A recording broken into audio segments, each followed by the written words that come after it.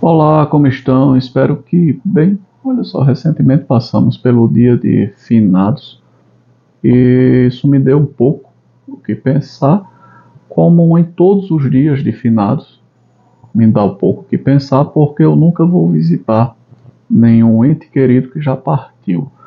Eu acho isso desnecessário.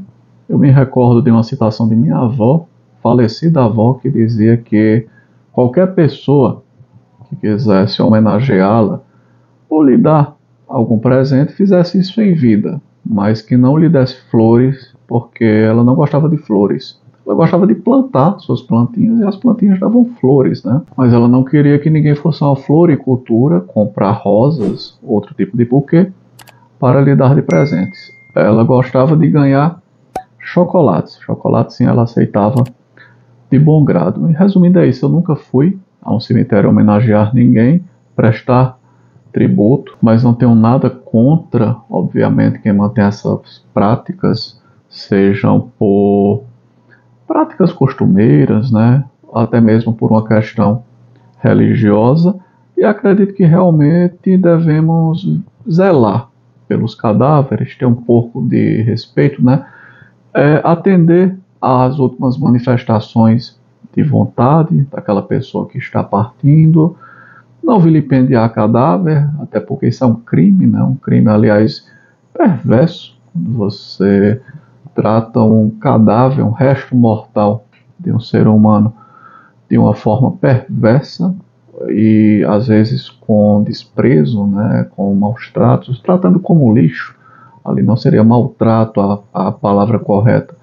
Ou seja, tratar como um resto de lixo. Não demonstrar pelo menos aquele mínimo de respeito e dignidade pelo que aquele cadáver já representou, quando possivelmente possuía um espírito ali, o fazendo se mover, por assim dizer, para quem tem essa visão mais espiritualizada. Então me lembrei do João Cabral de Melo Neto, porque aqui é aquele momento do enterro, e o enterro se dava em redes, geralmente era a própria rede onde o sertanejo dormia, que lhe servia de caixão. Então ele era enrolado ali, aquilo era preso a um caibro e levado até o local de descanso e depois ele era sepultado apenas enrolado em sua rede. Era uma das formas de sepultamento. E onde eu quero chegar com isso? Também me lembrei do Sandman, cara, o Sandman Neil Gaiman, porque no Sandman havia a necrópole. E aquela necrópole, dela veio até um spin-off. No caso, dentro do Sandman apresenta o Petrefax, esse personagem aqui. Olha só, Petrefax. Aqui neste volume costurado eu tenho vários gibis do selo Vertigo antigo. Selo Vertigo, por editoras antigas, na época que não tínhamos a Panini, era Brainstorm e tantas outras, Metal Pesado. Enfim, tivemos também o Petrefax.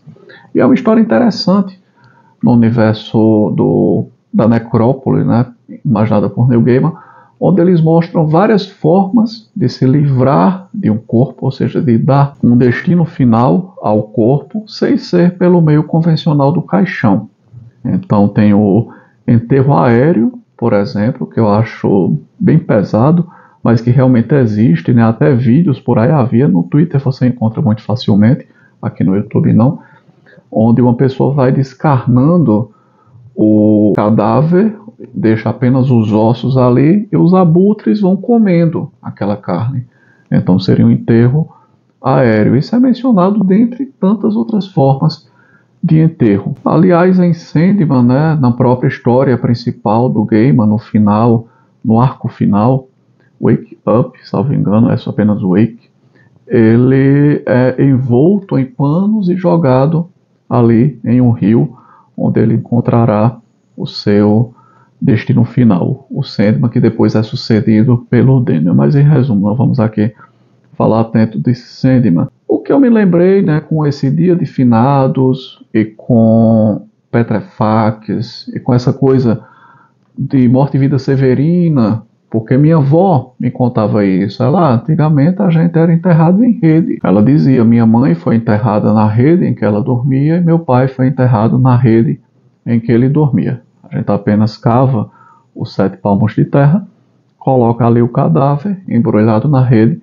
e enterra. E, cara, isso me despertou um pouco sentimento religioso, pensando sobre o Eclesiastes, quando se diz, né, que tudo sobre a terra e abaixo dos céus é aflição e vaidade. Porque é bem interessante, é aí que eu quero chegar. A gente nasce em vaidade, uma criança, você percebe hoje, Instagram, uma criança está nascendo, é todo aquele show para o Instagram, quando nasce, com brindes, mostrando quartos magníficos para crianças, muito luxo, muita pompa, ensaios fotográficos, como se um bebê fosse um pequeno modelo.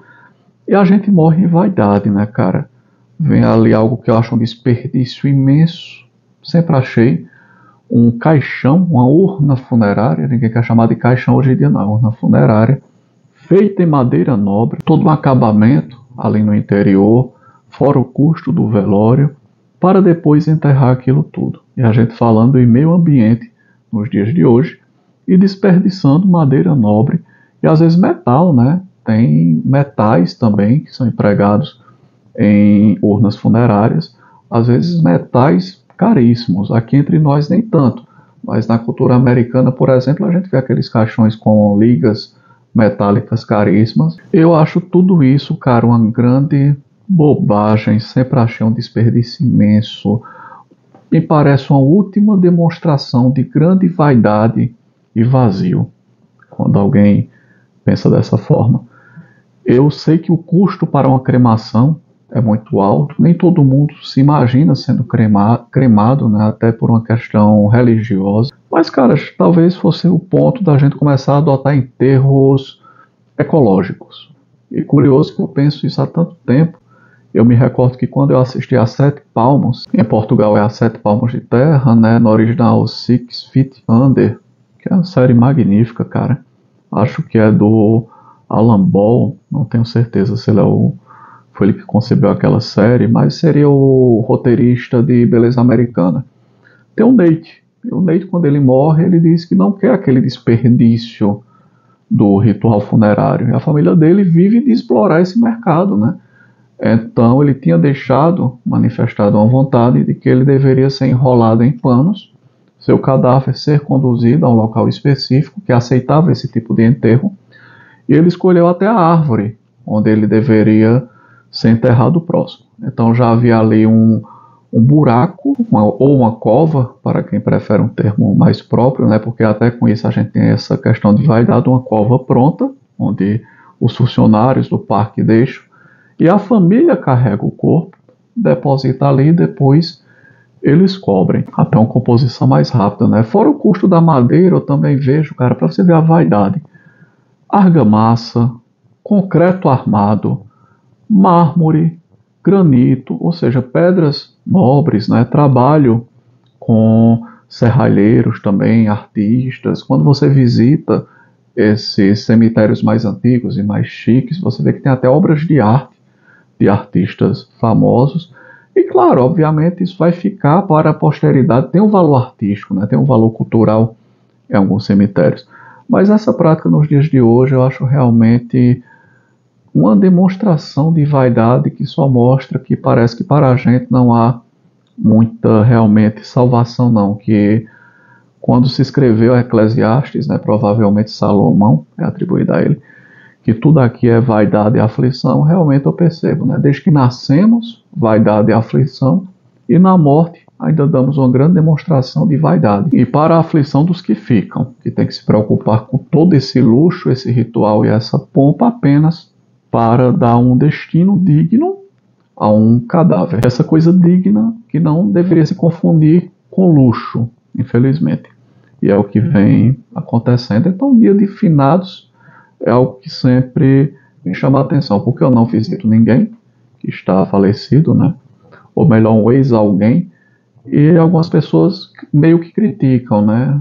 Você visitou algum ente querido? Não, não visitei. Aí te olha assim, né? Nossa, não, deixa a pessoa lá. Aliás, tantos que não visitaram esses entes queridos enquanto estavam vivos entre nós, mas que agora visitam regularmente. E aliás, falando em meio ambiente, a eterna preocupação com o meio ambiente, em alguns países há câmaras de consumpção, eu acho que é assim que se diz, consumpção aeróbia, mas não tenho certeza se é isso, essa definição, mas dá para dar um Google e pesquisar, porque não tem espaço para enterrar tanta gente. Então o cadáver fica nessa câmara de consumpção, naturalmente ali bactérias, agentes externos vão consumindo o cadáver, quando restam apenas os ossos e há sistemas para acelerar isso, a família tem que se dirigir até o local, recolher os ossos e procurar um ossário para depositar aquilo, porque não dá para enterrar tanta gente em grandes centros. Então é isso que eu vejo, ocupação de espaço, desperdício com pedras nobres, com madeira nobre, todo aquele gasto